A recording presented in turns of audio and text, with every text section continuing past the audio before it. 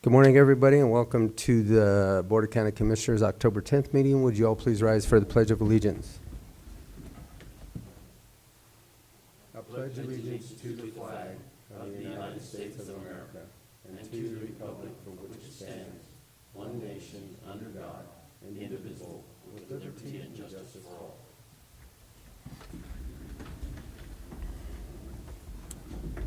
Okay, first thing we have are our minutes. Gentlemen, do you have any additions or corrections? I don't. I move to approve the proceedings of the Board of County Commissioners for Montezuma County for Tuesday, October 3rd, 2023 as presented. Second. It's been moved and seconded to accept the proceedings of the Board of Commissioners, Montezuma County, October 3rd, 2023. Is there any further discussion? All those in favor? Aye. Aye.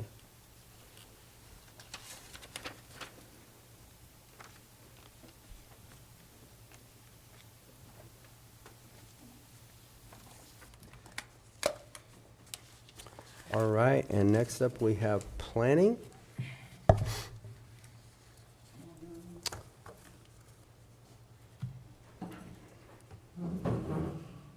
Our agent is here, so Kim, would you call the roll, please? Commissioner Candelaria? Here. Commissioner Lindsay? Here. Commissioner Copenhaver? Here. Administrator Anderson? Here. Attorney McLaren? Here. And Kim Purcell, Montezuma County Clerk and Recorder. Notice is hereby given that the Montezuma County Board of County Commissioners will hold a public hearing for review and determination regarding a 4-lot moderate subdivision and rezoning application submitted by S Farms LLC, agent Ernie Maness, on property located at 26960 Road N, Cortez, Colorado, consisting of 13 acres more or less, located south of Road N, west of Highway 145, situated in Section 12, Township 36 North, Range 16 West, N.M.P.M. The hearing will be held Tuesday, October 10th, 2023 at 9 a.m. in the Commissioners' Hearing Room, Montezuma County Administrative Offices, 109 West Main, Cortez, Colorado. Interested persons may attend and give input. Information may be obtained from the Planning Office online services at https://co-montezuma-co.smartgovcommunity.com public home. You may also contact the Planning Department at 970-565-2801 with questions. Dated this 19th day of September 2023. Kim Purcell, Clerk, Board of County Commissioners, Montezuma County, Colorado. Published in the Journal on Wednesday, September 27th, 2023. All right, thank you, Kim. Okay, Don, would you give us an overview on this one? Sure. S Farms is proposing a 4-lot moderate subdivision in the northeast corner of their property, just south of Road N, just west of Highway 145. Lot 4 will not access the highway. There will be 2 driveway entrances, one for Lot 1, and then a common access easement, utility easement for Lots 2, 3, and 4. Travis, can you pull up the other file with the preliminary plat, the north wall? There you go. So if you see the shaded area there, that's an access easement to lots 1, 2, and 3, or excuse me, 2, 3, and 4.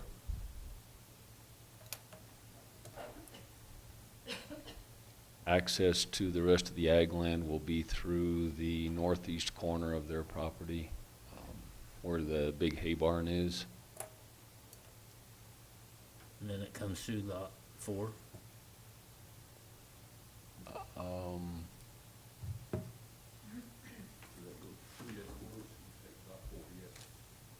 So they can use the road and the cul-de-sac to get to the acreage?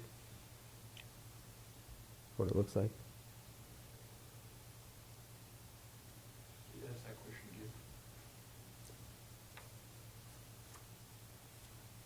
So the existing parcel that's going to be left there with the barn would access the agricultural area through the subdivision road?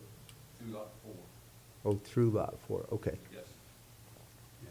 So that's the 50-foot easement or access? It's hard to see, those numbers are so small. It's a 50-foot access, agricultural access. Gotcha. Lot 4 and range. Okay.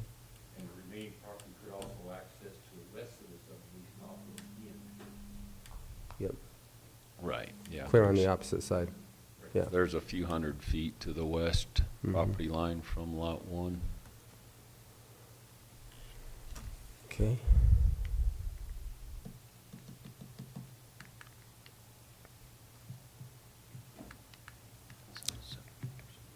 Anything else, Ernie, that you want to add?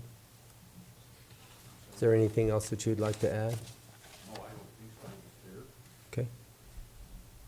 Commissioners, any other questions Not right at now? this time, no. All right, well then, I will go ahead and open this up for public comment. Anybody wishing to speak for or against this application, please come forward to the podium, state your name and address for the record, and you may address the board.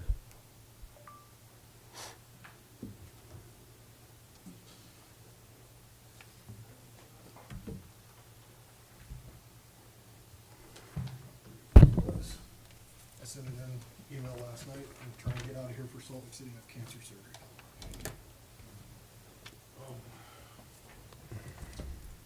Dear County Commissioners, my name is Phil Schmidt. I live at 26812 Road End, right in the center of this plat. Real quick, sir, can you turn the mic on just push the button. Push the button. There you go. Dear County Commission, my name is Phil Schmidt. I live at 26812 Road End in Cortez. I write the commission today to ask for your help. If subdivision 2023 is approved, without your intervention, there'll be direct and significant impact to us based on how this potential subdivision is currently planned. The way lots 1 and 2 are currently designed with peninsulas jutting out and around our property to the south will significantly impact the views and value of our home. Our house was specifically designed, excuse me, by now famous architect John Pomeroy with these Ute and La Plata mountain views in mind. The subdivision lots, as drawn, encourage the development of structures directly in the line of sight of those views. See overlay Google Earth renderings below, copied in the back. The land use code states siting of residential structures, including accessory structures, so as to minimize the obstruction of views, sunlight, privacy for adjacent property owners. Additional notes on Lot 1 in this plat. Because of how Lot 1 is designed, not only does it encourage the building in this area, but it also encourages building a 2-story structure up to 35 feet tall. This is so because any building greater than about 15 feet affords Lot 1 views of the La Plata Mountains to the east over our peninsula. This is right in our line of sight off our back porch. 1-story structure in this area would significantly block our views from our house, and a 2-story structure would completely block them. Naming a subdivision the Walt subdivision does not honor him if it takes away from his beloved views. This was Walter Till's whole place in his masterpiece, so to speak. Solutions require a building envelope to be defined to prevent any structures being built directly in our primary views. See blue shaded areas on the drawings attached. Talking to Don Haley, he says that's probably the least intrusive way of handling that, is doing an envelope rather than a restriction. The second option is doing a restriction of either 1 or 2 stories in the areas shaded in red in those Google renderings I provided to you. Other issues with the proposed subdivision: sewage septic on Lot 2. When our house was initially built, sewage septic was denied in the area of Lot 2. And I think this is important. In the late 70s, and I have some documents and photos from Melissa Matthews on this, there's always ponding and flooding in that area, and it's not graded properly, and the neighbors talk about this all the time. Also, drainage on Lot 2 is a problem, poor and frequent drainage, the ponding I was just talking about, and it really doesn't make it suitable to build in that area. This drainage problem forces the builders to consider putting a 2-story structure directly in that line of view. I know I'm out of time, but there's solutions below, and I'll just wrap up. I'm not sure I'll be able to make the meeting 10th. I was telling you, I'm running. I have to go at 10. I have to go to Salt Lake for imaging and labs tonight, surgery tomorrow. But if nothing else, I ask the commissioners to continue this approval at a future date so these issues can be resolved and worked out. And, yeah, thanks for considering these solutions before approving this application. And, yeah, if you have any questions, I'm happy to answer those. And the documents are on the back that I did via Google rendering, 3D rendering. So Okay. I hope those are helpful. All right. Thanks for your consideration. Thank you. Next.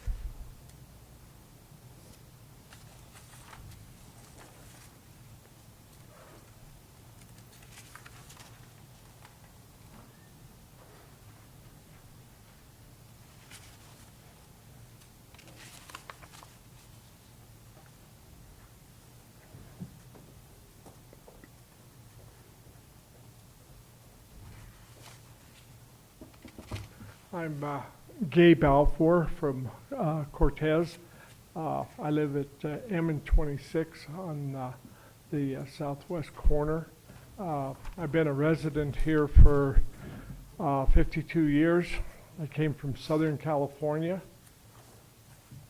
Don't hold that against me. That's how I left. But I was wanted to make a comment on why I came to Montezuma County in 1971 was to get away from Southern California. And the impact of growth that it had there. As a kid, I grew up in the San Fernando Valley, and I seen it go from farms and mainly dairy. And as growth came in and impacted the area, it just pushed things back and pushed back and pushed back. And it turns out by now, it's not a place that's inhabitable, that's decent. And my view in saying what I'm saying is I don't want to see that happen to Montezuma County. And with the growth that we've had, it's starting that way. I've lived out on the corner of M&26 for 20 years now. And I used to be able to take the young folks out at night and have a barbecue. And then when it got good and dark, we could look at the sky and see the stars and everything that was there. And now, in the last 20 years, we have so much reflective light that you can't see the heavens anymore. They're gone. Nobody takes time to look at that. But in the direction of growth, that's just going to get worse and worse and worse. And I just hate to see it. And that's my view on that. If, you know, once it's done, you can't fix it.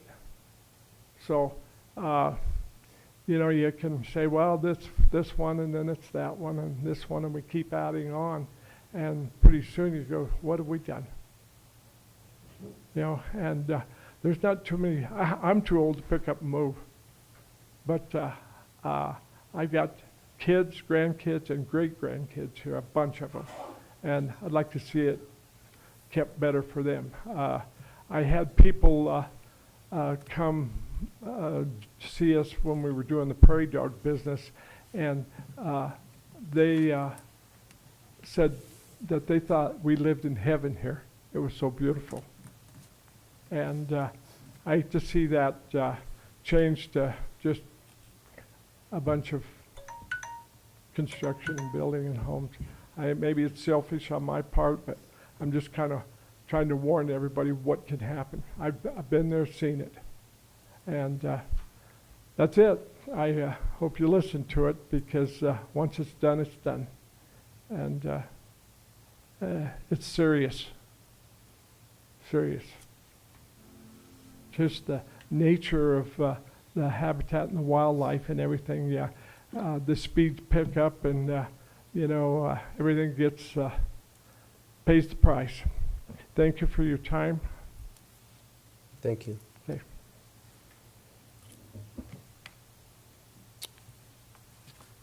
Okay, next.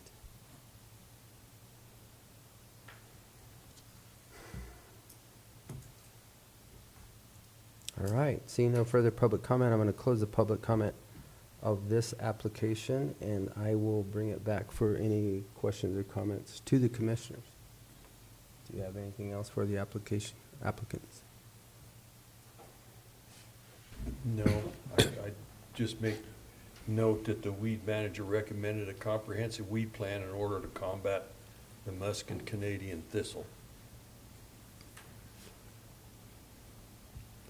And Don, in terms of that comment about septic, do you have any insight as to whether septic's gonna be available on this property? Is there a possibility for a septic permit? Is that just a matter of engineering? Do you know? It would be a matter of engineering. I'm sure any, well, other than runoff water,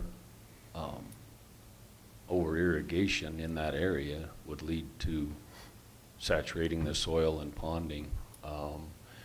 If there is a low spot there, they may have to build up further to the east or do a mound system, but septic engineer can design that based on the conditions there.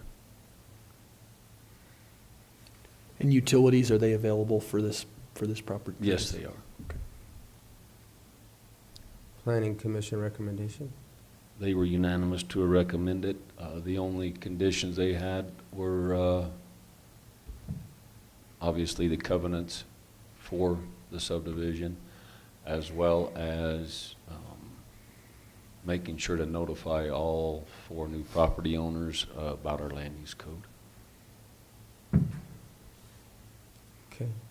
So on this lot 1, where that 30-foot easement is Uh-huh.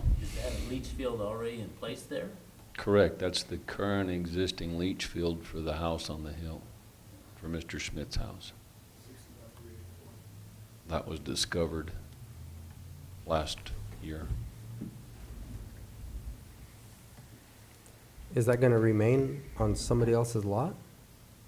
Yes. It will, with that easement allowance for that encroachment. Okay, so that's what the easement is for then, is just to be able to access that? Yes, the original, there was a leach field on the original lot, which failed. And before this concept was, Walt still lived there, he put the other septic system over on, off the original lot. And we just built the easement around it to reserve that area for that replacement septic system. Okay.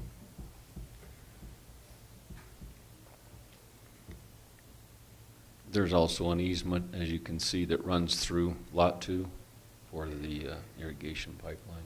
Mhm.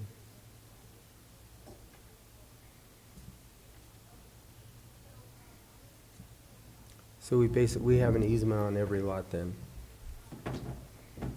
Lot 1 for the septic, lot 2 for the water, Correct. lot 3 for the, I Right, guess, different utilities, aspects, yeah. but utility access or utility easements. Okay. It's all compliant. So there's really 2 components of this. There's the zoning component, because there's a rezoning request to go to 3 to 9 zoning. And then there's the subdivision component, and so you have to look at both of those in turn. For the zoning, the proposed use has to be in conformity with the code.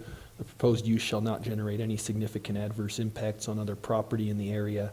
And then public services and utilities are available or can be made available to support uses consistent with the proposed zoning. Travis, if you jump over to that other screen, and then go down to the zoning, one down more. I mean, certainly there are, you'll notice there are quite a few properties that are zoned AR 3 through 9 Yeah. in that area. And so, certainly, the adverse impact is something for you guys to consider one way or the other, but I would note that there are similarly zoned properties in the area.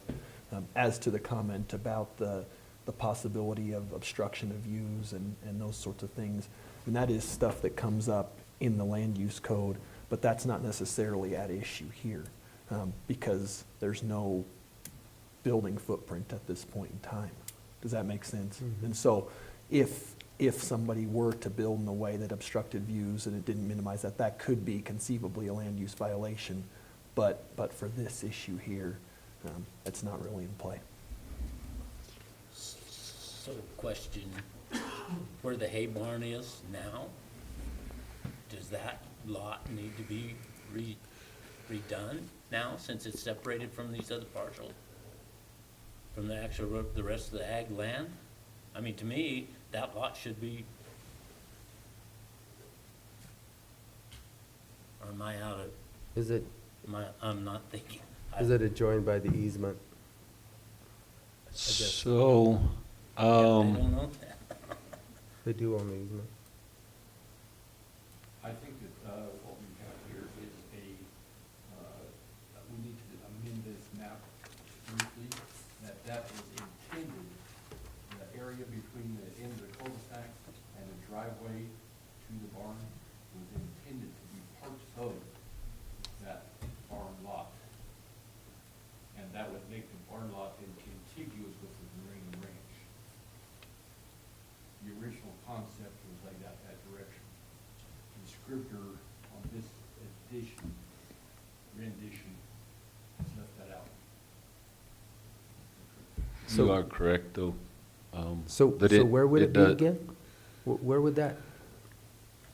So on Explain the, that. on the west side Yep, of Lot 4, south of the barn, rather it be on that easement shown there, or as a connected piece through the right half of the cul-de-sac, will have to connect to the ag land, with the easements connecting that access utility easement from Lot 3 to Lot 4.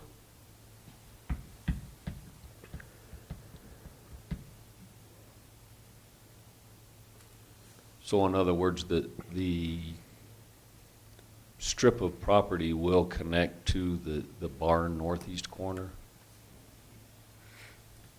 as a connected piece of real property for that. And so Lot 4 would actually be standing alone, only with an access easement across that. But you are right there, Gerald. That does have to connect. Otherwise, it would be trying to create another parcel in that corner, which was not the intention.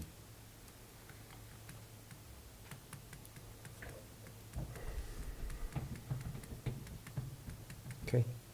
So this wouldn't be the final plat then anyway?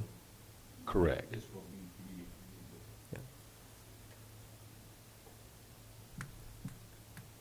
Now, rather Lot 4 would extend a little farther south there at that corner, or it would extend further into the ag land to make a 3-acre minimum lot,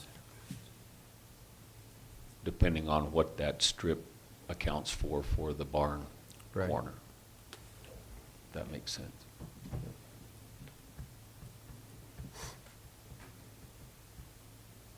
Any other questions? I have nothing further.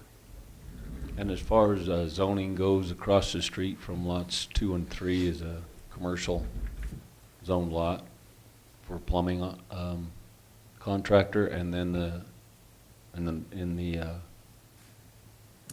corner there at N and 145 is a PUD with 7 rented structures, 6 in a house. I don't remember what it's called. It's Red Turtle?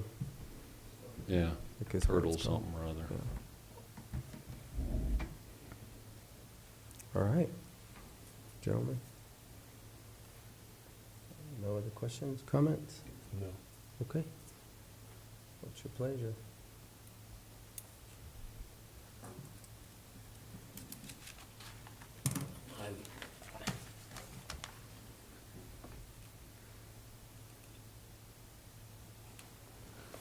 Personally, I wouldn't like that, but that's just me. I wouldn't like going across those people's lot, because they're running hay wagons back and forth across that Lot 4 to that hay barn and stuff, and it's gonna keep Lot 4. it's gonna cause issues in the future, but that's just, that's their problem, I guess, they'll Yeah. figure it out. So, this looks like a disaster to me. I think As a far better, as the I think lots a go, better, I don't have any problem with the lot. yeah, mean, I think a better connection would be on the far west side, so you're not actually cutting through a diagonal, the way that's drawn. more that the cul-de-sac would be the northeast corner property and would allow for travel and access for both properties. Yeah, it looks like that would be better across there somewhere, but anyway. I move to approve this four-lot moderate subdivision and rezoning application submitted by Triple S Farms LLC, agent Ernie Maness, on property located at 26960 Road N, Cortez. And then, just for clarification, are you gonna do that contingent on that correction being made to the plat that we just talked about? Yes. Okay. And the covenants, which was part of the planning and zoning's recommendation. Yes. Second. Okay, it's been moved and seconded to accept a four-lot moderate subdivision and rezoning application submitted by Triple S Farms LLC, agent Ernie Maness, on property located at 26960 Road N, Cortez, Colorado.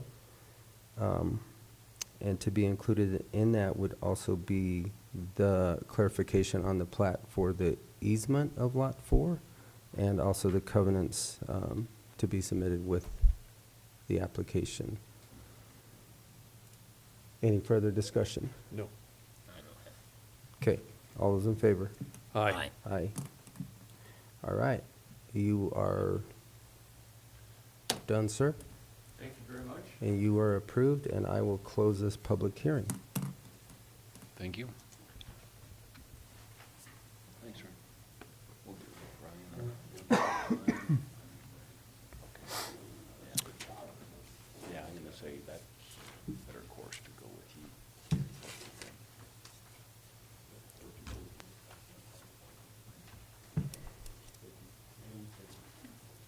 Okay, we have another public hearing at 9:10. Do we have the applicant here? Okay.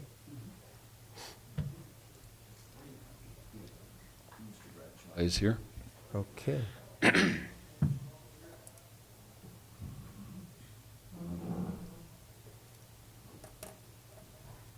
All right, Kim, would you call the roll, please? Commissioner Candelaria. Here. Commissioner Lindsey. Here. Commissioner Copenhaver. Here. Administrator Anderson. Here. Attorney McLaren. Here. Kim Purcell, Montezuma County Clerk and Recorder. Notice is hereby given that the Montezuma County Board of County Commissioners will hold a public hearing for review and determination regarding a proposed three-lot minor subdivision, an AR 3-9 and AR 10-34 rezoning application submitted by Kenneth Bradshaw on property located at to be determined Highway 491, Cortez, Colorado, consisting of 36.24 acres more or less, located east of Highway 491, west of Road 22, situated in Section 19, Township 37 North, Range 16, West N.M.P.M. The hearing will be held Tuesday, October 10th, 2023 at 9:10 a.m. in the Commissioners' Hearing Room, Montezuma County Administrative Offices, 109 West Main, Cortez, Colorado. Interested persons may attend and give input. Information may be obtained from the Planning Office online services at https://co-montezuma-co.smartgovcommunity.com, public home. You may also contact the Planning Department at 970-565-2801 with questions. Dated this 19th day of September 2023, Kim Purcell, Clerk, Board of County Commissioners, Montezuma County, Colorado, published in the Journal on Wednesday, September 27th, 2023. All right, thank you, Kim. Okay, Don, would you give us an overview on this one? Yes, Mr. Bradshaw is proposing to create a three-lot minor subdivision. The two 4-acre parcels on the east side would be to sell. And actually, between the north 4-acre property and the house there at the northeast corner, there is a 60-foot access easement to the 28-acre parcel. We've got that from the surveyors, that will be a 60-foot wide access between the north 4-acre parcel and the neighbor's house there. There's no utilities there currently. The house accesses off of Highway 491. One of the conditions is from CDOT is there is ag access currently off of 491, that has to be vacated. So that's why there will be the ag access off of the county road. Off of 22 Road? 22, correct. And both 4-acre parcels will obviously So- access off of yeah. 22. Everything comes off of 22, and CDOT's getting rid of one. Right. Gotcha. And so the access easement that you talked about would come off of Road 22 Correct, and then run to the west? correct. Okay. South of that South of the existing house.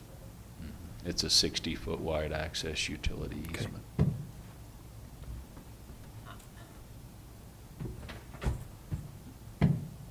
And both 4-acre parcels will have to have driveway permits from Road and Bridge. And utilities are available. Okay. Would you like to add anything, Mr. Bradshaw? Okay. All right, commissioners, any question for them No. at this point in time?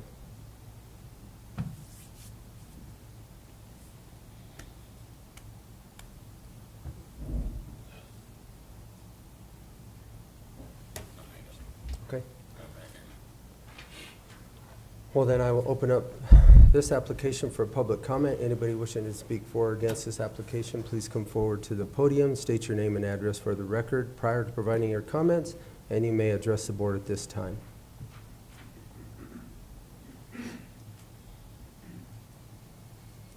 Okay, seeing no public comment, I'll close the public comment section of this application, and I will bring it back to the commissioners for any other questions that you might have. If not, I don't have any questions. okay. Gerald, do you have anything? I don't, Just I don't looking at know. access? just looking at the way they created that other lot there at some time and left that little tiny strip to the north there and stuff, it's just, Yeah. you wonder what they were thinking about doing. The little think strip it's- up to the house on the west, Yes. Yeah. that was, Is it if gonna you'll be see ag? there, you see that ag access off of 491. Mhm. So CDOT's response, if I heard it correctly, to have no issues with this, they have to give up that ag access off of 491, which created the creation of the 60-foot easement off of 22 Road. Correct. So that's the purpose of that.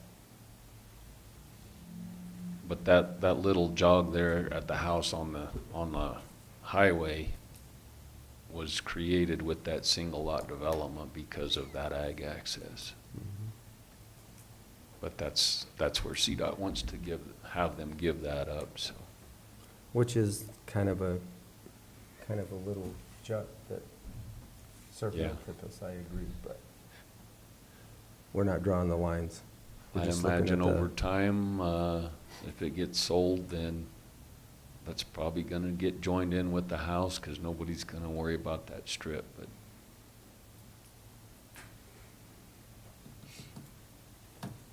Access is access until it gets withdrawn.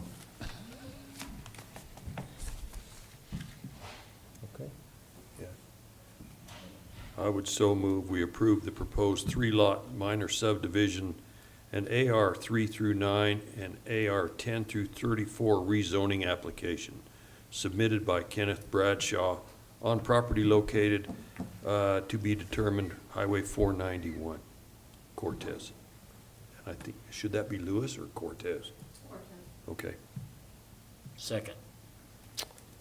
Okay, it's been moved and seconded to accept a proposed 3-lot minor subdivision in AR 3 through 9 and AR 10 through 34 rezoning application submitted by Kenneth Bradshaw on property located at TBD Highway 491, Cortez, Colorado, consisting of 36.24 acres more or less. Is there any further discussion? I have just one question, recommendation of the P&Z. They were unanimous to recommend it with the condition of the CDOT request. Okay. All right. Any other discussion or question? All right. All those in favor? Aye. Aye. All right. You are approved, sir. Thank you very much, and I will close this public hearing. Yep.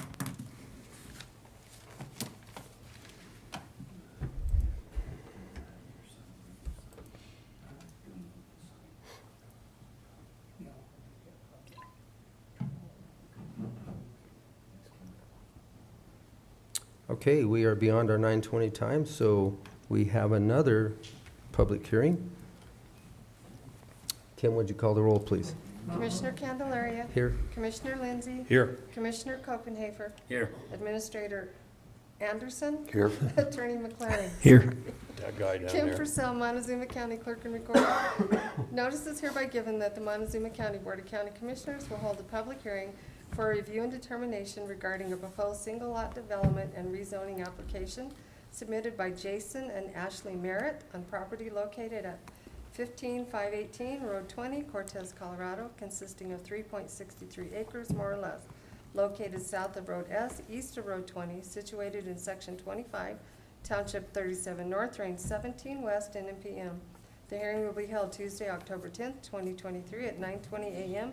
in the Commissioners' Hearing Room, Montezuma County Administrative Offices at 109 West Main, Cortez, Colorado. Interested persons may attend and give input. Information may be obtained from the Planning Office online services at https://co-montezuma-co.smartgovcommunity.com public home. You may also contact the Planning Department at 970-565-2801 with questions. Dated this 19th day of September 2023. Kim Purcell, Clerk, Board of County Commissioners, Montezuma County, Colorado. Published in the Journal on Wednesday, September 27th, 2023. All right, thank you, Kim. Okay, Don, take it away. So the Merritts are proposing to create a single lot development in the northwest corner of their 40-plus acre parcel. Ed Merritt's here. He is building a house there. They already have the utilities in. The house is already under construction, or maybe. It is. Maybe, mostly framed in. They're just splitting that off of their son's property for their property. Okay. They've got a driveway permit and access off a county road there. Would you like to add anything to that? This is our retirement home, so no steps, and hopefully we're gonna be there at least 20 years, and then when we kick the bucket, I think we sell it and away to go. All right. You're gonna cut into your haying operation. It did a little bit, that's why we're up at the corner there, we've already got the pipe in, so it's all irrigated and on another side roll and all that kind of good stuff, so it's ready to rock and roll. Okay. Question, Commissioners? No. Okay. All right, well, then I will open this application up for public comment. Anybody wishing to speak for or against this application, please come forward to the podium. State your name and address for the record prior to providing your comments, and you may address the board at this time.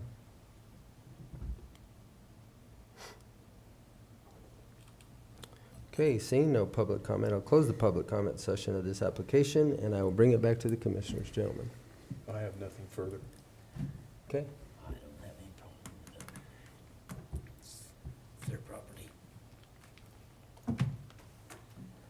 I move we approve this proposed single lot development and rezoning application submitted by Jason and Ashley Merritt on property located at 15518 Road 20, Cortez, Colorado. Second. It's been moved and seconded to accept the proposed single-lot development and rezoning application submitted by Jason and Ashley Merritt on property located at 15518 Road 20, Cortez, Colorado, consisting of 3.63 acres more or less. Any further discussion? And again, I forgot to ask this question prior, but planning and zoning, They were unanimous to recommend it. thank you. All those in favor? Aye. Aye. Aye. Okay. You are approved, sir. Appreciate that, since we already started busy. Thank you, yeah. All right, They I'll paid their road impact fees, so. close this Good. public Second. hearing. I almost forgot. Yeah, they had permission to start building. as the second house on the Mhm. single Right. residence property. Right. Okay, see you later. And then it looks like you have a Since you Mylar. approved the single lot development, we do have the plat for Jason and Ashley Merritt's single lot development or plat. No.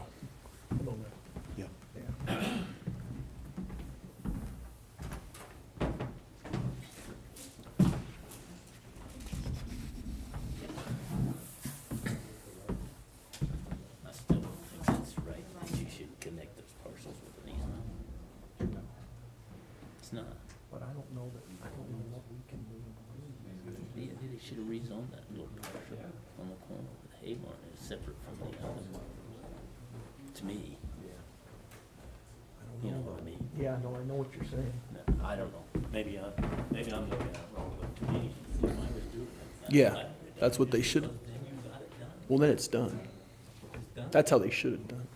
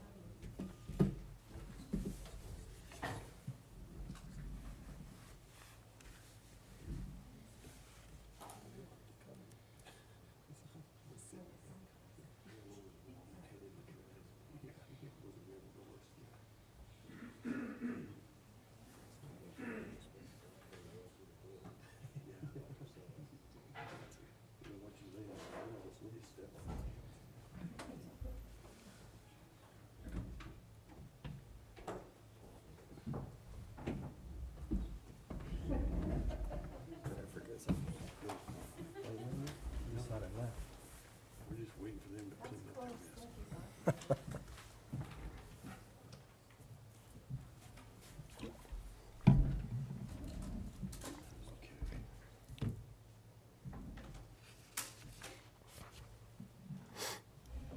That's all we have for you. Okay, Thank you. thank you very much. Thank you. Have a great day. Okay, going on with our regular meeting, we now have public comment for nothing other than these applications. So, Board of County Commissioners welcomes you to this meeting.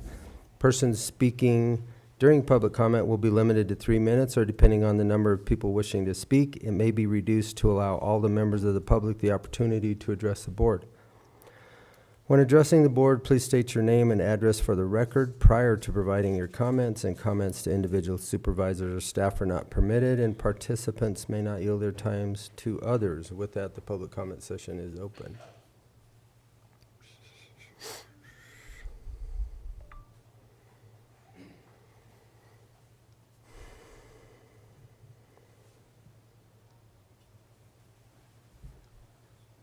Good morning, Commissioners. My name is James Russell Myers, M-Y-E-R-S.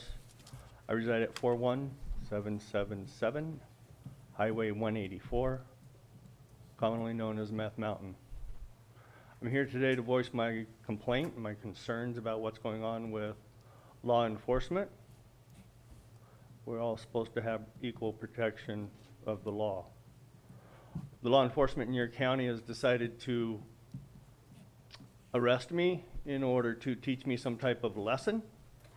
Sheriff Nolan, Officer Copeland have personally been in my face and threatened me to be arrested if I did not stop complaining about the attempted murders, the property damage, and the list of felonies that's very, very long up on that mountain going on. The sheriff's arrested me, a federally disabled man, held me against my will, forced me for 18 hours to sleep on a urine and feces covered floor, stuck me in general population, although I'm orthopedically disabled, and violated my rights by trying to poison me with the food he was giving me, which was against my written request. There's a lot going on up there on that mountain. The charges have been dismissed, so I definitely respect the district attorney's office viewing and seeing that there is something wrong up there. But at this point, the false arrest did occur, the wrongful imprisonment, the cruel and inhumane treatment of me happened, and I will be seeking some type of compensation. But because I was arrested to shut up, a heinous crime involving guns being shot at people, I'm gonna ask for the sheriff's badge and his pension, and Officer Copeland's badge and his pension too. Neither one of those men have the courage or audacity to follow law. They have considered that 3 judges have no authority to issue orders of protection. They're not enforcing them. And your entire county codes are not enforceable by their agency. So I will be asking for you guys to maybe look into what's going on in that mountain a little bit more, because Sheriff Nolan was not truthful to you and forthcoming when he told you he had things under control. I thank you guys. There's a lot more that we all could be doing in our community. There's a lot more I could be doing as a retired disabled person, but I'm not going to stand down from such heinous acts that's going on up there. Appreciate your guys' time. Thank you. Next.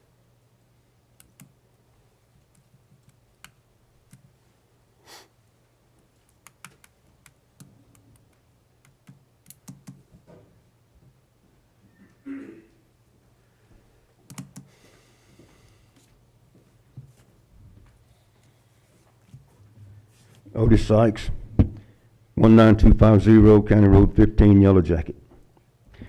Want to make a comment first about the Dominion voting machines. Everybody that I know and everybody that I talk to is against the Dominion voting machines. Everybody, without exception. And I don't know if it's a law that we have to have those things or what, but we want to go back to the way it was when I first moved here. You registered to vote. I went to the Pleasant View Fire Station, showed them my picture ID, they handed me a ballot, and I voted and it counted. And that's what everybody I know wants to do. So that's that about Dominion. Next thing I want to talk about, I got a question. Do we have any kind of a contingency plan for those illegals coming up here? We have, and y'all all know, you see it all over TV. If you don't know, you need to find out. We have military-aged men, Chinese, thousands of Chinese and Middle Eastern men, whatever, coming across our border. They're not coming across our border to just say hi. They're coming across our border because they got something planned. And don't think it can't happen in Montezuma County. It can happen here. And I fully expect, what they're doing, I'm a combat veteran. I learned a little bit about this stuff in Vietnam. They infiltrate within, they attack within and without. And don't think it can't happen here. One of the things I came home from Vietnam with when I was 19, I told people then, 1970, 53 years ago, I said, don't think it can't happen here. It can happen in America. Don't think it can't happen here. Nobody wants to go to war. I came home from Vietnam with a whole different outlook on life because being in combat, come back home and see the complacency and the blindness of the American people.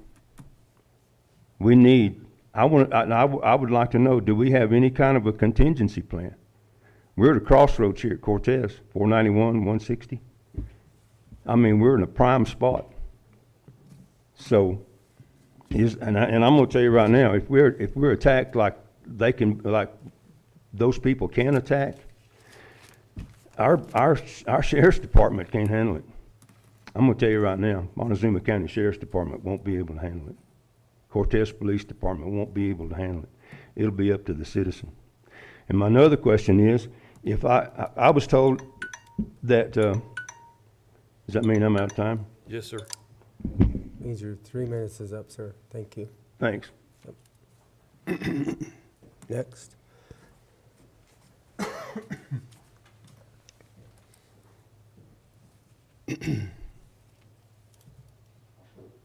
Okay, seeing nobody else, I will close the public comment session of this meeting, and we will go to our department reports. First up, we have vehicle maintenance, Mr. Higman.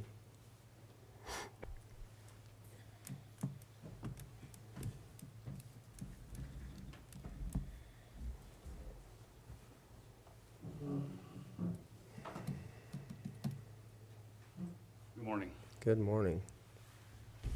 So first on is basically just trying to cover our wages to pay the road department back. I'm proposing in 2023 to put our hourly rate from 40 to 45, and this is kind of a breakdown of what's changed from 2020 to 2023 and why we would like to raise the rate to 45 to cover the wages of the fleet department. And this is just basically for information purposes. I don't really know that it needs a vote or anything, but everybody questions how we get the wage, the amount of money we charge the different departments per hour, and this is basically the breakdown of where that comes from. Questions, guys? No, I don't have any. Okay. Pretty, And then- pretty straightforward. Yeah. And then this is pricing on a new pickup from the maintenance department, 3/4 ton. Single cab long bed. We'll take the box off of the pickup that they currently have and put it on this pickup. Extremely hard to find a long bed single cab. They're basically special order now. Everything's a quad cab. I guess they want to haul more than just 2 people around, but it's basically the only purpose for a single cab long bed is to have a box on it for a work truck like this. So as you narrow them down, there's very little, and I just happened to fall on this one at Bozarth Chevy, and I can get it bought this week, so I just need the approval to move forward with this pickup. And this is for the additional maintenance one, right? Yeah, For- it'll get rid of they still are driving a 2002, that 2002 Ford around. It'll get rid of that 2002 Ford and replace it with a newer pickup. Okay. Nothing local? No, it's hard. It's, hopefully that all gets back to normal where we can start getting from the locals again, but local just doesn't happen right now. It's even hard to find them within a 400-mile radius. If we can get to where we can start ordering pickups again, we can start going through local dealerships again. But that's barely starting to come back around the order banks. Like Chevy's order banks are only open for 2 weeks for fleet. So you have to be ready within that 2 weeks and get it ordered, and they have a allotment. And Morehart does all the fleet Chevy stuff, and that's full within, it's like trying to order concert tickets basically. It's full within an hour of the order banks opening. They're still not, they haven't opened any fleet stuff up really. So it's still just buying them off of a lot when we can find them. And then next year, we're really not gonna be buying anything with the budgets the way they are. So hopefully by 2025, we'll have some, we can order from dealerships again.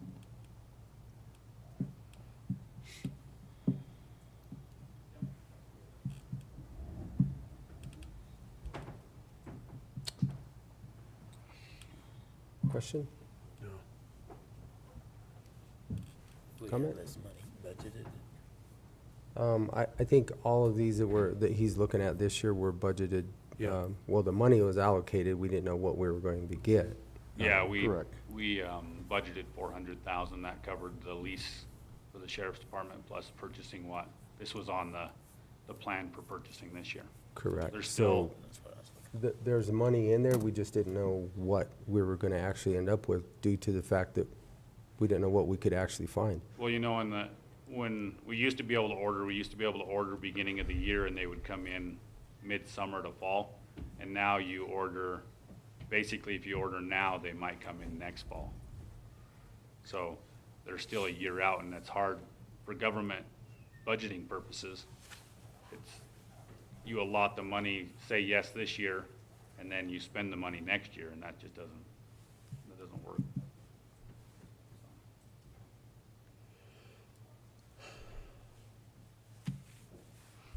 I don't have any problem. Okay. Move it forward. Yeah. Move, go ahead, Jerome.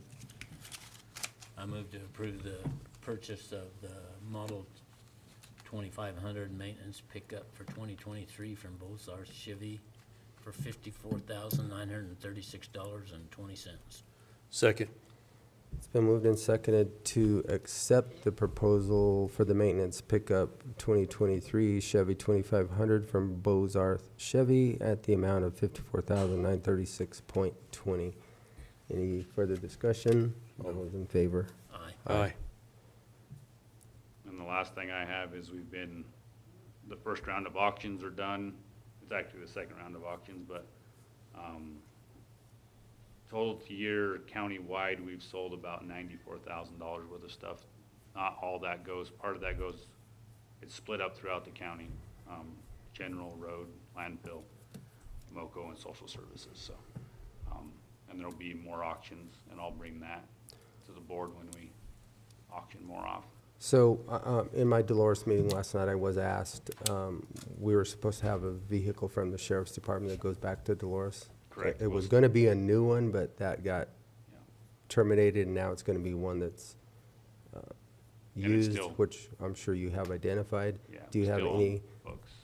kind of an idea of when they can get that? Within the next month. So what happened is, we were rolling out all the trucks, but we're to the point of taking the equipment off the pickups and putting them on the new pickups now.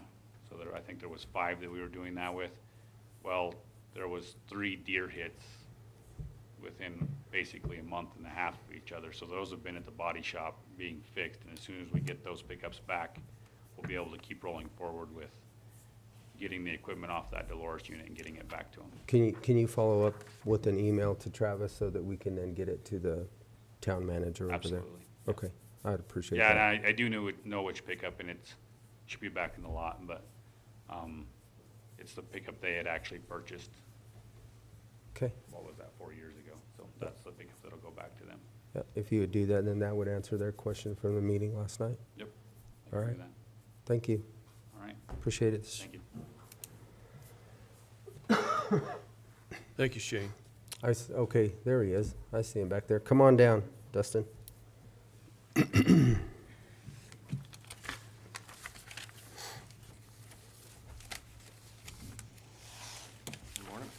Good morning.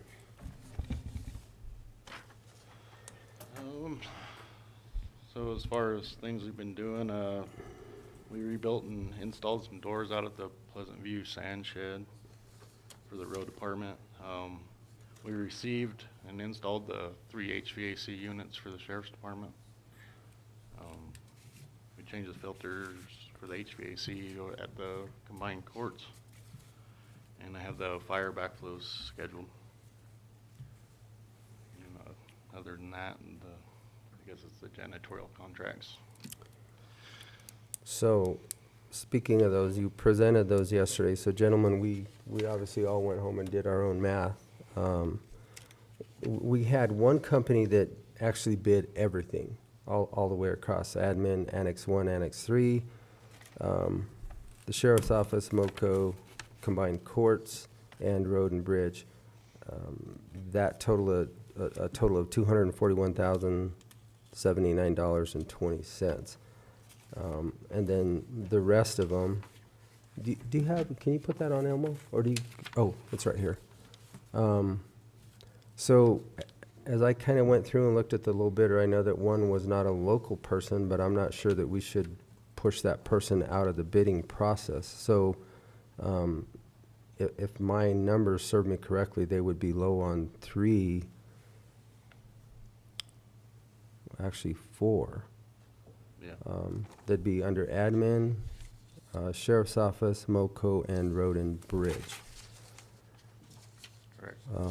For a total of $154,943. We also discussed it yesterday a little bit briefly, you know, could we do something like this ourselves and keep it in-house? So I did some calculations too. You know, if we took 5 employees at 29 hours a week at $20 an hour, it still equals $150,000.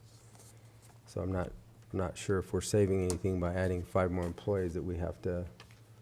We're not saving anything because we've got the administrative time, you know, the Yeah. setups and all the administration every month or every other week, and we're cutting checks and all that, so.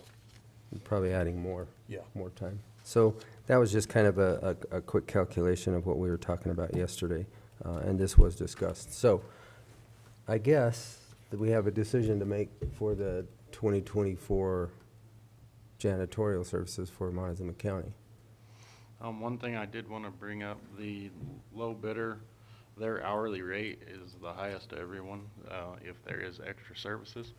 And since we are going to 2 days of service per week compared to 5 at a lot of these buildings, I'm not sure how that's going to play into it. We don't usually have a bunch of extra service, but I just want you to be aware that there's What would they determine as extra services? anything that's not in that contract. So like we have it at 2 days in the contract, so if we needed to bring them in another day or something, then that would be at an hourly rate.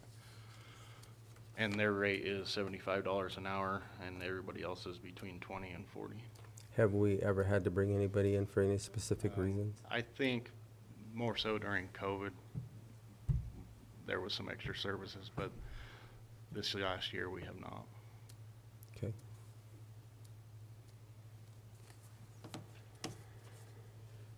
Do we want to do these individually, or do we want to make a broad motion that we just I think we go with the can, low bid across the board? I think we can do that. Okay.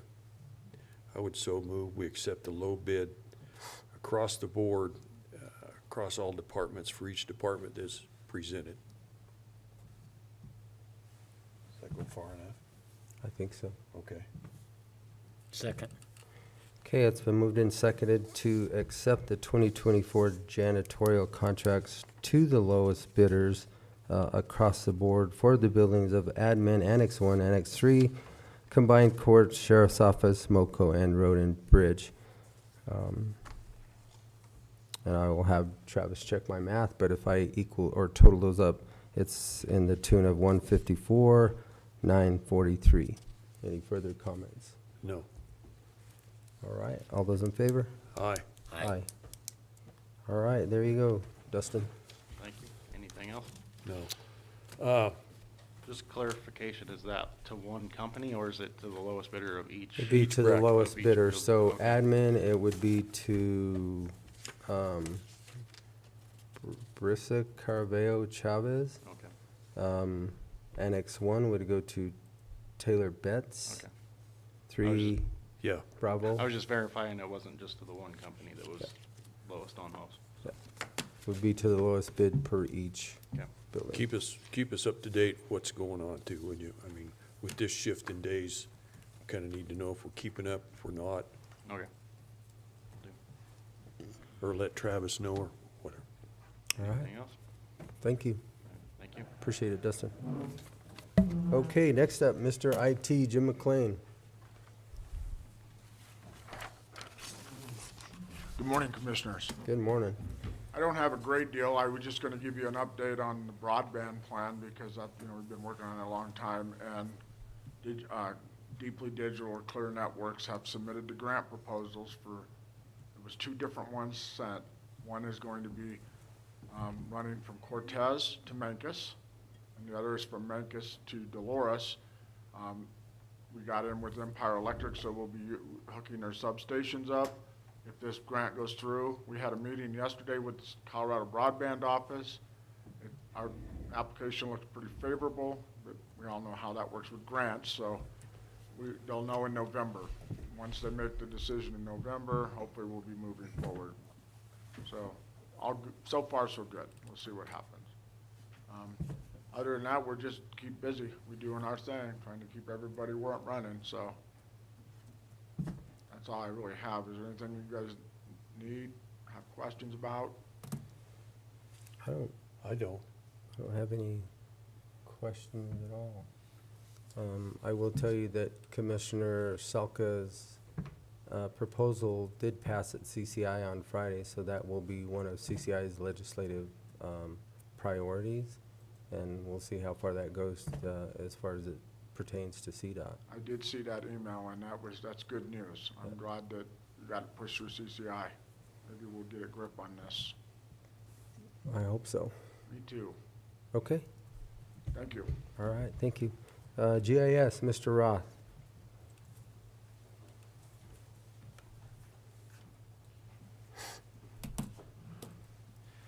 Yeah, it's just going to be really quick. The commissioners asked us when we presented the road impact fee transfer order a couple weeks ago to make an online map, and this map is available through the road department webpage, since the road impact fee program is a road department program. I tried to make a very simple map just so there's some accountability and people can see where their fees are going and where the fees have been used. This data includes all the road impact fees going back to 2007. Those were all the digital database records that we had. So that's fairly comprehensive, and it shows a lot of the areas. So there's only two. It's a very simple map. There's only two dots: the collected and used, or the collected and available. If you click on any given dot, there'll be a pop-up, and it will show you. There should be a pop-up. And it will show you some more information related to that fee and what project it was used for, if it was in fact used, and the amounts. So we'll update this map every year that we pull the data. It's not live, so if Jane enters something in her system, it doesn't automatically get put on this. That will be updated in batches as we get ready for the next set of transfer orders. So that's it.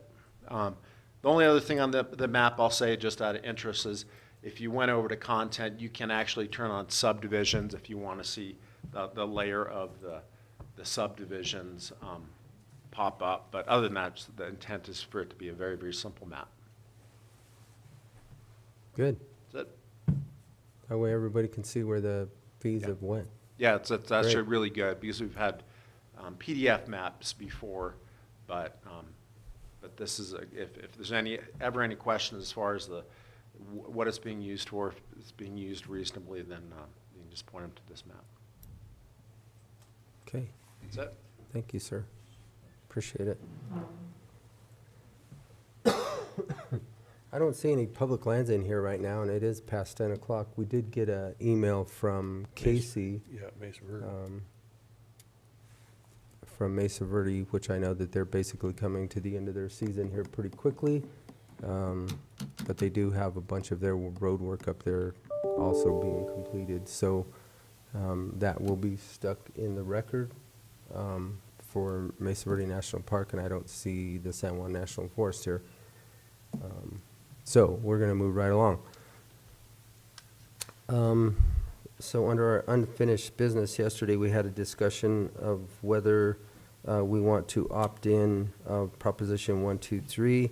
We do have a new baseline that we're looking at, which is 13 instead of the 26 that was originally proposed, what makes it somewhat more palatable. But what we don't want to do is to restrict anybody else, whether it be a nonprofit or anybody else that might need to have these funds available to move a project forward. So if I've expressed that, Ian, do you have anything to add? No. Okay. This does have to be opted in. We have a timeline, November 1st. We have to have it done and submitted by November 1st. So questions or comments, gentlemen?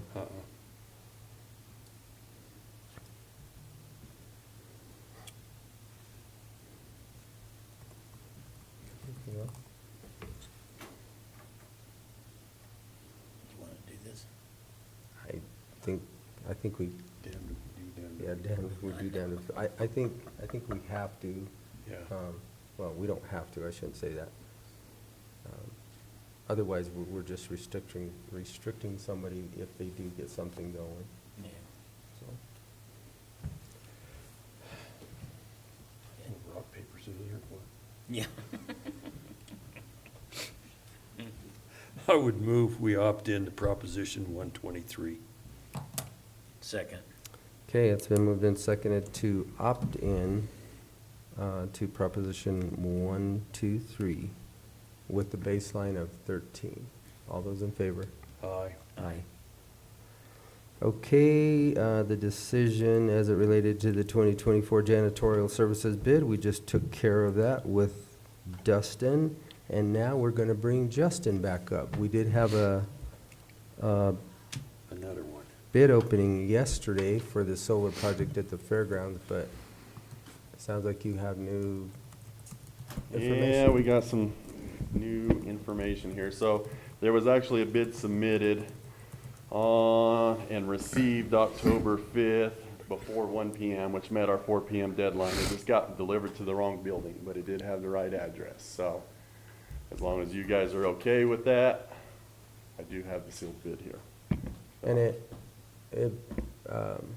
qualified with all the RFP? Okay. Well then, we just didn't have it to open it yesterday. I would say we probably need to open it. Yeah, go ahead. Okay. Who's it from? This is from Utopian Power out of Grand Junction. And again, for the 2023 solar installation bid.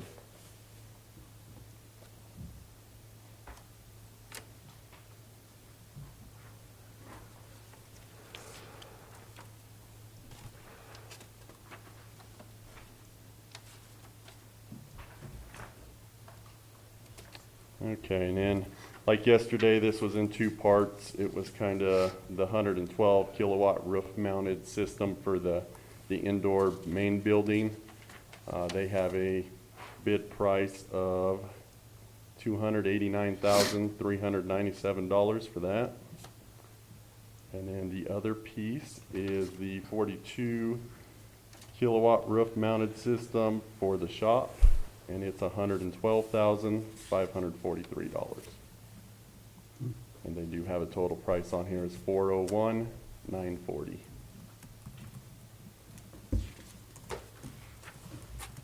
And I do have Shaw's from yesterday to reference if you guys want those numbers again. I think we have it. Yeah. It was 302,778. And 115,32 for the shop. But we need to compare. Okay, those so and yeah, we'll, at disseminate. this point in time, we do have an apparent low bidder, but we'll give these back to you and Okay. Rob to make sure that everything complies with the grant, and Yeah. Okay. then we can bring it back next week for an actual decision, but make sure that everything is, Okay. Me Is, and Rob will look this all compliant. over and make sure yeah. everything meets But we our- do have an apparent low bidder. Okay, All righty. All Thank you, right. gentlemen. thank you, Did sir. that- Those companies provide us with any references? So I can ask Okay. if we need to. Yeah, I can Let's- ask them let's for them. do that. Okay, that'll work. I'll reach out. Thank you, guys. Thank you. All right, Ms. Frizzell, we have new business and we have a liquor license for Maverick. East or west? It is on 10223 US Highway 491 in Cortez. West. It's for the Maverick store. And I have a letter from the sheriff saying that they've had no violations on the liquor part for Maverick.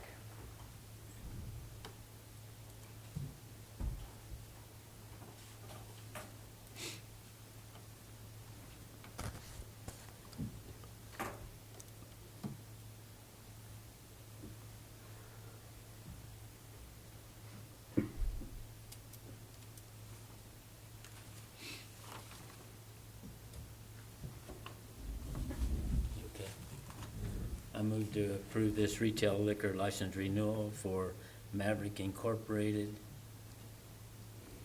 at 10223 US Highway 491, Cortez, Colorado. Second. It's been moved and seconded to accept the retail liquor license renewal application from Maverick Incorporated located at 10223 Highway 491, Cortez, Colorado. Any discussion? No. All those in favor? Aye. Aye. Thank you.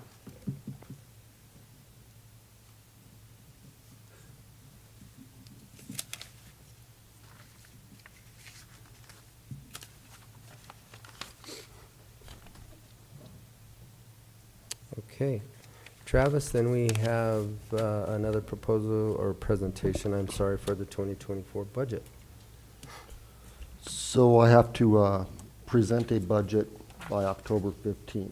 So this is obviously a little bit earlier, but we don't have a meeting on October 15th, and we worked really hard to try to get this done this year. Commissioners should have this in their email. Again, this is just a presented budget. There could be some additional changes until it's finally approved. So if you have any questions, not take a look at it. It's all in your gentlemen's emails, and we kept the reserve down a little bit. So hopefully, I think we're roughly about 800,000 pulling from reserves. So. Question? I mean, you guys saw last week what our insurances went up. Yeah. Just like everything else, everything has went up. But anyway, this reflects all of the, I think that was the last thing that we had to input was the health insurance. And since we got that last week, now that has been put into the budget. Take a look at it, but I want to thank you guys all for the time and effort you put in on this. It's not easy. Revenues are down and haven't recovered like we thought they might. So we had to dip into reserves a little bit and make some cuts and some adjustments. So appreciate it. We'll take another good look and see if we can't find something else. Okay. Yeah, we'll look at it. Okay. Very good. With that, we're going to go to our reports. Mr. McLaren, attorney's report. So as I reported last week, we had a couple of court filings due in the Ironwood case. One was a response to Ironwood's motion to end the injunction and thus end the contempt, and the other was a motion, a response to the court's order dismissing Wade Bentley from the action. Filed both of those last week. We did receive an order from the court on the motion for reconsideration of its dismissal of Wade Bentley from the case, and the court did reinstate Wade Bentley as a defendant in the Ironwood case. So that was what the county asked for and CDPHE asked for, and so that was good news. We're still awaiting order on the other motion. I believe that Ironwood has 10 days to respond to the response that we filed last Friday, and then the court will issue an order sometime after that. The other big update in the Ironwood case, Ironwood applied for a permit from CDPHE's Materials Management Unit. That's a different unit than the solid and hazardous wastes unit that we've been working with in enforcement of removing the pile. The Materials Management Unit issued Ironwood a permit to spread a portion of the chips across the property there. That unit determined that would be a beneficial use of the chips. And so what CDPHE has authorized Ironwood to do is to spread wood chips and veneer on the property, approximately 22,000 cubic yards of material at a depth of no more than 3 inches, and pieces can be no more than 12 inches in width. There was a lot of back and forth between Ironwood and CDPHE's Solid and Hazardous Waste Unit and this Materials Management Unit about the size of the material and what would be an appropriate beneficial use. Initially, they didn't put a size restriction on it. Then they put a 3-inch size restriction on it. And then just yesterday, they amended it again and put the 12-inch size restriction on it. So my understanding is what Ironwood plans to do is to do this 3-inch cover on a portion of the property, and then they're going to run over the material that they spread with heavy equipment to break it up to the appropriate size. CPHE promises that they're going to have inspectors out on site to look at this and make sure that the depth does not exceed 3 inches, and that the size does not exceed 12 inches. What CDPHE did tell me is they're not going to be out there with a ruler on every single piece of wood, but they're looking for overall consistency and looking for something that's not going to be a fire hazard. And so that's where we're at with that. I think estimates of what's left in that pile vary.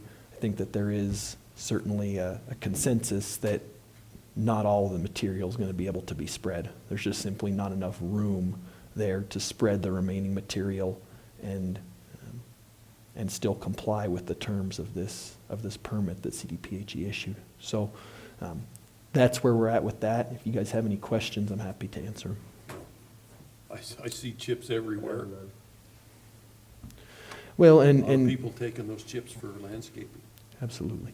And we certainly did utilize chips at our landfill last year, both for composting and then also for mud control during the winter. And my understanding is that was something that was helpful down there to control the mud. So, I think the overall point is we want to alleviate the pile, alleviate the fire danger, and put these things to some kind of a beneficial use. And this materials management unit, I've been told, is the expert on beneficial use, and they say this is a beneficial use. And so,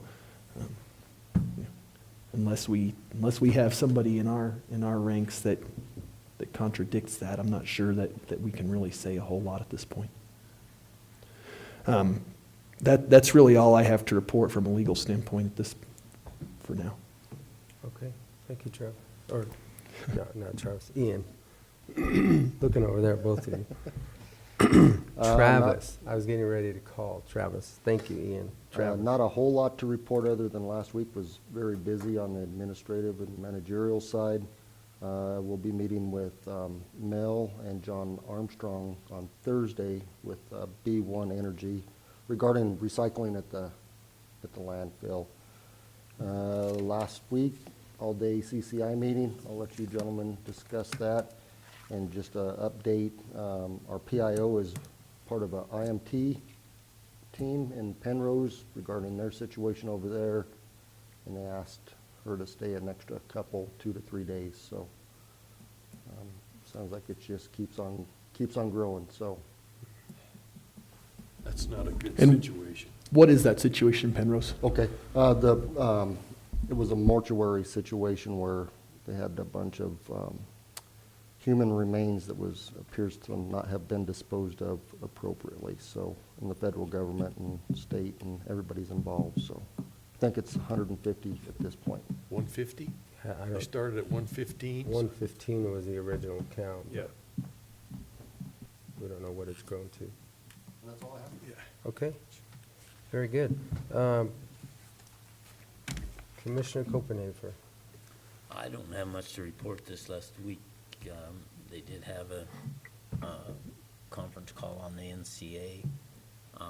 I was not able to attend that, and actually I was trying to check up on what actually happened and haven't got a report back on it yet, so I don't know exactly where that's at right now. Other than looking at a couple of road complaints and stuff, I don't have much else to report. Okay. Commissioner Lindsay. Yes, I did set in a couple of Zoom meetings. First one was a CCI meeting about Senate Bill 22-225 that's going to have an effect on us next year. I'll give this to Ian to look over. It's about ambulance services and public health. And then I did also set in on the CCI meeting. Jim was there in person, and I'll let him explain more what went on, and have city council tonight, so that's about all I have. All right, well, as they stated, I took off Wednesday. My flight this time was actually on time. I got to Denver okay, made it to a motel room by 9 o'clock. Everything was good. There is a lot of construction downtown once you get off of a bus or a train to try and walk to your motel, so it is a little bit cumbersome. But that went well. Had a stack committee meeting on Thursday morning. It kind of operates and functions like CCI. We represent the Southwest TPR Transportation Planning Region, and the stack is the State Transportation Advisory Committee. We went over 1101, how they're doing on their study, and then we also went over some boundary adjustments that they're looking at and that were proposed. Some of those we're going to get combined, where Eagle, well, they have proposals on the table just to see where those TPRs go. Nothing in the Southwest region will stay the same. We'll have our same 5 counties in the Southwest TPR. All of the projects down here in our region are getting close to finishing up for the year, and the ones that are not done will obviously go into winter closures, but everybody's trying to push hard to get to the end of November to try and finish everything up. The money that the state has, they're still struggling with trying to keep the I-70 corridor open just because of the cost of keeping people in the ski towns up there. So Summit County, Eagle County, everything off of I-70, it's become so expensive that CDOT's struggling to even find housing to keep these people to keep the roads open. So another issue with housing and money that the state has for CDOT. That kind of wrapped that up. Had a meeting Thursday afternoon with one of the attorneys from CDPHE. Went real well. And then I went to the CCI meeting on Friday. We were able to pick our legislative priorities that we will be putting our lobbyists through at CCI. And like I told Jim McLean earlier, one of those is the proposition that Commissioner Salkla from La Plata County put forward as far as the fees that it relates to CDOT and the fiber in CDOT's right-of-ways. Then it was trying to get home. Then it was a struggle. Allowed myself 3 hours to get through DIA to an airplane, which was not enough. However, I did make my plane and was able to get back home. And went to the Dolores meeting last night. They had their budget presentation. They're looking at some things. They might add a tax. They'll get rid of their I'm trying to think of the name, but it's basically on their marijuana, and just put it to a regular tax. It seems like is where they're leaning. They are looking at the purchase of the community center, so it would be then owned by the town of Dolores and not by the board that oversees it at this point in time. Basically, they're giving it to the town of Dolores. It'll be a $10 fee, and it will then go to the town of Dolores. They just can't seem to manage it. The board's getting older, and they felt that it was just a better position to put that into the town of Dolores instead of trying to maintain it on their own. Gave an update on Ironwood, and that pretty much concludes my report. Kim, do you want to address anything that was okay? All right. Well, with that, gentlemen, we have come to the end of our meeting. Motion to adjourn. Second. Been moved and seconded to adjourn this October 10th, 2023 meeting. All those in favor? Aye. Aye. Aye.